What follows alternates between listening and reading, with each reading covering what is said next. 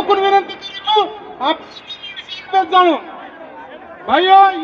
आणि काय मागण्या मग तुम्ही या ठिकाणी मांडत आहात? आमची अशी मागणी आहे की बऱ्याचशा राज्यांमध्ये बंजारा समाज हा एस टी कॅटेगरीमध्ये मोडला जातो आणि जर सगळीकडे एकच भाषा आणि एकच समाज आहे तर मग महाराष्ट्रामध्येच ओबीसीमध्ये का?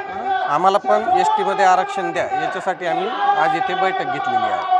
काय काय मागण्या असतात यामध्ये? सरकारला काय तुमचा संदेश असेल?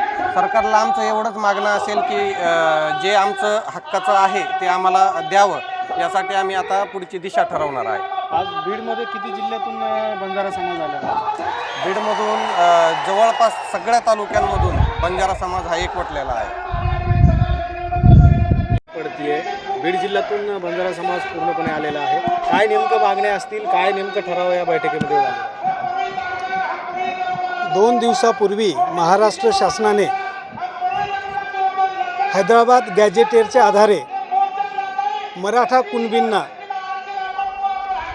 ओबीसी आणि कुणबी सर्टिफिकेट देण्याचं शासनाने मान्य केलेलं आहे। जर हैदराबाद गॅजेटनुसार कुणबी समाजाला ओबीसीचं सर्टिफिकेट किंवा सवलती मिळणार असतील तर निजाम गव्हर्नमेंटमध्ये बंजारा समाज हा स्वातंत्र्यपूर्व काळामध्ये निजाम स्टेटमध्ये होता, तो एस टी ट्राईबमध्ये होता। ट्राईबच्या सवलती त्या ठिकाणी आहेत आणि आजही आंध्र आणि तेलंगण या दोन्ही राज्यामध्ये बंजारा समाज हा त्या ठिकाणी एस टी कॅटेगरीमध्ये येतो। जर त्या ठिकाणी एस टी कॅटेगरीच्या सवलती बंजारा समाजाला आंध्र आणि तेलंगणामध्ये मिळत असतील तर तोच समाज स्वातंत्र्यानंतर महाराष्ट्र राज्यामध्ये आलेला आहे, जो मराठवाड्याचा विशेषतः भाग आहे।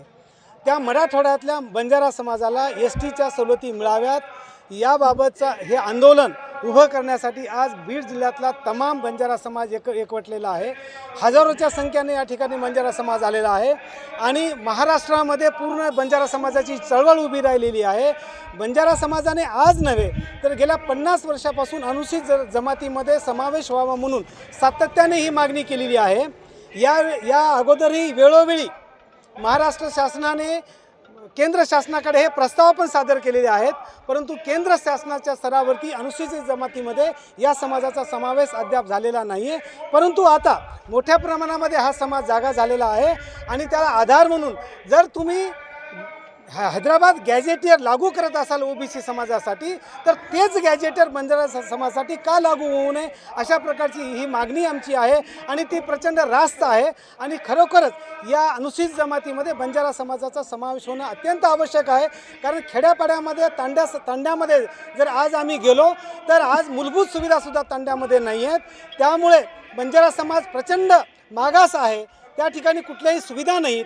शैक्षणिक, आर्थिक, राजकीयदृष्ट्या प्रचंड मागास असलेल्या समाजाला जोपर्यंत अनुसूचित जमातीच्या सवलती मिळणार नाही तोपर्यंत या समाजाचा खऱ्या अर्थाने त्या ठिकाणी विकास होणार नाही आणि खरोखर आम्हाला स्वातंत्र्य मिळालं असंही आम्ही म्हणू शकणार नाही। म्हणून अनुसूचित जमातीमध्ये या समाजाचा समावेश व्हावा म्हणून मोठ्या प्रमाणामध्ये हा समाज एकवटलेला आहे आणि ही मागणी आम्ही शासनाकडे रेटतोय।